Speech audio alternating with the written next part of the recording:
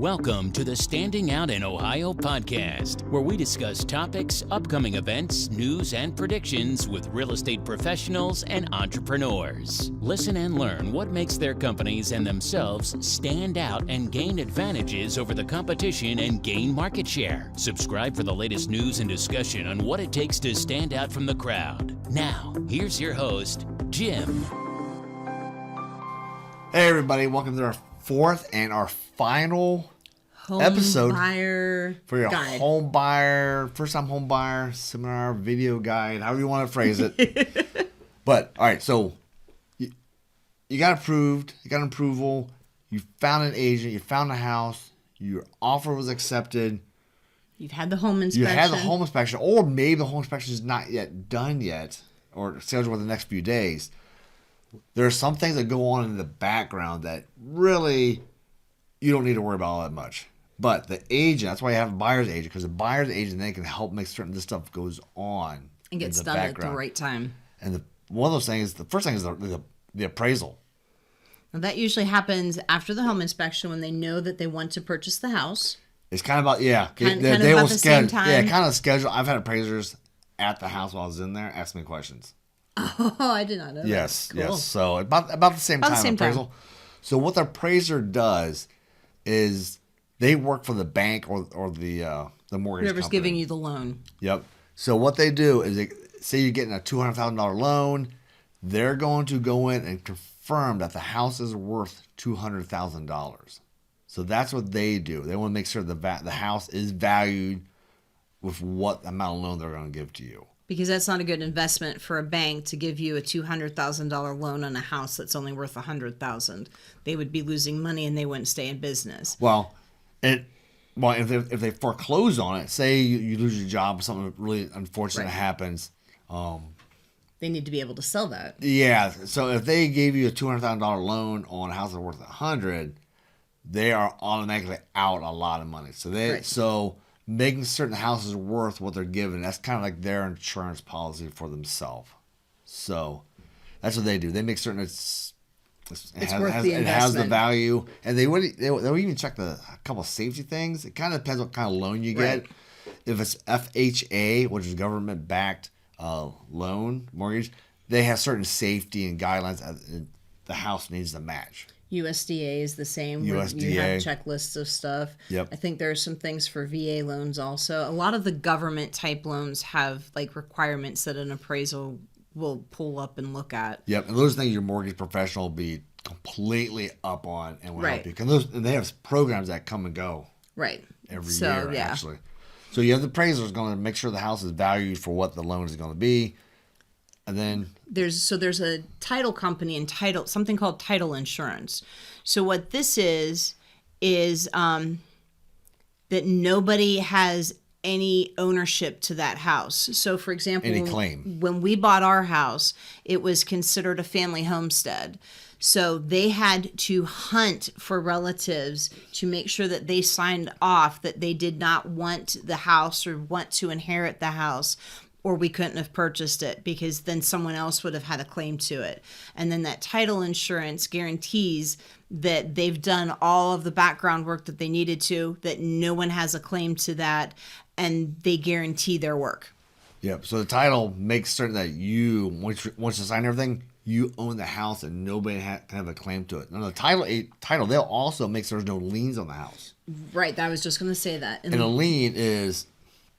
Let's say Laura and I paid somebody let's say our neighbor had a new roof put on. Right. Okay.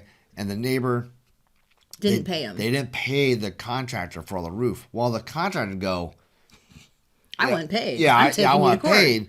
So the contractor can go to the court, put a lien on the house, which means that prevents somebody from ever selling that house without getting him the contract getting paid first. So the title will help make sure there's no liens on the house. That way you own that house. It's totally yours. Because if you buy that house, you have to pay that lien off. That lien becomes yours because it's attached to that house. You do not want a house with a lien on it ever. Yeah, I mean, if it's a little one, maybe it's worth a lot taking care of. But I wouldn't. Yeah, well, you want to make sure that's what the title agent's done. That's Make what certain they do. that you are protected against anybody else making claims ownership of that house. So after the appraisal, title, and then those go in the background without you really needing to do too much. So at this point, we're assuming that everything is worked out with the inspection, that all of the negotiations worked, and that we're heading to closing. Maybe we did a radon test and it came back high, and you asked them to put a mitigation system, and they went ahead and did that, or they give you cash for it, whatever that your agent. But that we're going to assume now that that's all good and that you're heading towards closing. There are way more signatures needed for a buyer than for a seller. You will probably be there about an hour. So just about an hour. Yeah, just make sure that your hand is well warmed up when you get there so that you can sign all those signatures. But they will have all of the paperwork laid out for you. You will sign the hard copy. They will also give you a hard copy for your records. And then what they did with Caitlin was they also emailed her a copy of her records. So you should have a digital copy and a hard copy. And then well, the house is yours. The house is yours. The house is yours. So you either, depending on the terms, you can either get the keys as soon as you're done closing and go and move in. Sometimes the sellers have like a couple of weeks to be able to move things out or get into their own house. It all depends on what you've negotiated. Yeah, and that's when you make the offer of your agent. The agent will say, hey, immediate occupancy. Or we'll take over within 3 weeks. Something like that. But that depends a lot if the house is vacant or not. Right. Or if, like the sellers are building a house, and sometimes they have to wait for that to be finished before they can move out. So it's all whatever you guys have negotiated. But at this point, you now own your first home. Yes. Congrats. So sometimes, now taxes, here's part, this is the kind of a mortgage thing. Okay. Your taxes, your property taxes, of course. Oh, okay. Those are included in your mortgage. So when you pay your mortgage every month, part of that goes toward the taxes, and they hold that insurance, and they hold that. The mortgage company will hold that extra money that you paid. It's in an escrow account, is what it's called. Yep, they'll just hold that, and then once time comes, then they send it. So you really don't need to worry about the property taxes. They kind of keep up on that for you. So every year you will also get a statement that will be a review of your account. And so they will adjust your escrow needs depending on whether your insurance or your property taxes have gone up or gone down. And they will adjust your payment as needed for that, so they can make sure that they have enough in that escrow account to pay your taxes and your mortgage. Yep. So they make it simple. That way you don't forget to pay your taxes and for the property, and then you end up it just is always done automatically. Yeah. So they make it easy. Right. Easy. The confusing part is getting through the whole steps because nobody really spells this out. Right. Really. You think of anything else anyone would want to know? Just, like the escrow stuff? The only thing is maybe a little hassle once you close is you got the utilities. You got to put the utilities in your name. Remember to do that. And that's something you could talk to the sellers. You actually do that before. Give a date. Before closing. So you want to call any utility companies and go, okay, I'm closing this date. This is when I'm going to be there. Can we switch everything over into my name then? And set it up like a week or so before close, because you want to make sure that when you get there, you've got electricity and gas and water. And that's something your agent can, your agent, your buyer's agent can communicate with the listing agent. Go, hey, please make sure they don't shut off the electricity. We're going to have it switched over to their name on the closing date, yeah. And that's the best one. That was no She should also lapse. have a list of utility companies for you to call so that you know who you need to call to do all that. Yep. I think that's basically it. And then you got home ownership maintenance now cost. And it's not nearly as bad as you think it is. Just keep on top of your stuff. Grading is a big one. That's huge. Grading is the dirt outside your house. And the slope of it. You want to make sure it's sloped so it will guide the water away from your house. That's the big thing. That's the big thing. And it's not that bad. Just keep gutters. Just use your inspection report for your maintenance. Yep. And if you ever have any questions, feel free to drop us a question or give us a call. Yep. And you can always have a home inspector come back, and maybe a year or two later, and go, hey, what do I need to take? Because things do change. For people. Things change in houses all the time. Your chimney, if you have a fireplace, you gotta get that cleaned every year. If you use it, if you don't ever use it, obviously you don't need to clean it. you should get them checked out because they can water can damage the chimneys.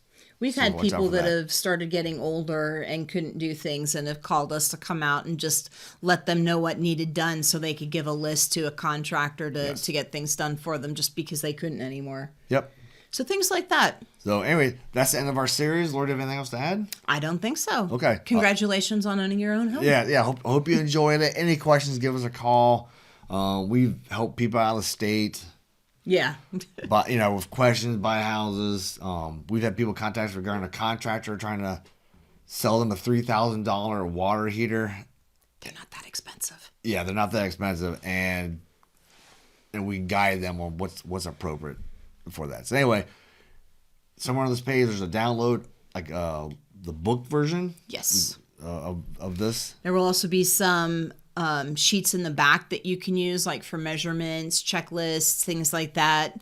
Go ahead, download those, and if you have any questions, give us a call. Yep, we work all of Central Ohio, Columbus, Dayton area, Springfield, Cincinnati a little bit. Yep. Anywhere, an hour range of any of those areas are pretty much within our reach to take care of. Lancaster. So anyway, take care. Hope everything goes well for you. Bye-bye. Bye. Habitation Investigation is the way to go for a home inspection in Ohio. Trusted licensed home inspectors for your needs, from radon to mold to warranties. For a great home inspection, you really can't go wrong. Visit homeinspectionsinOhio.com. You've been listening to the Standing Out in Ohio podcast. Be sure to subscribe on Spotify or Google Podcasts to get new, fresh episodes. For more, please follow us on Instagram, Twitter, and Facebook, or visit the website of the best Ohio home inspection company at homeinspectionsinohio.com or jimtroth.com. That's JIMTROTH, and click on podcast. Until next time, learn and go do stuff.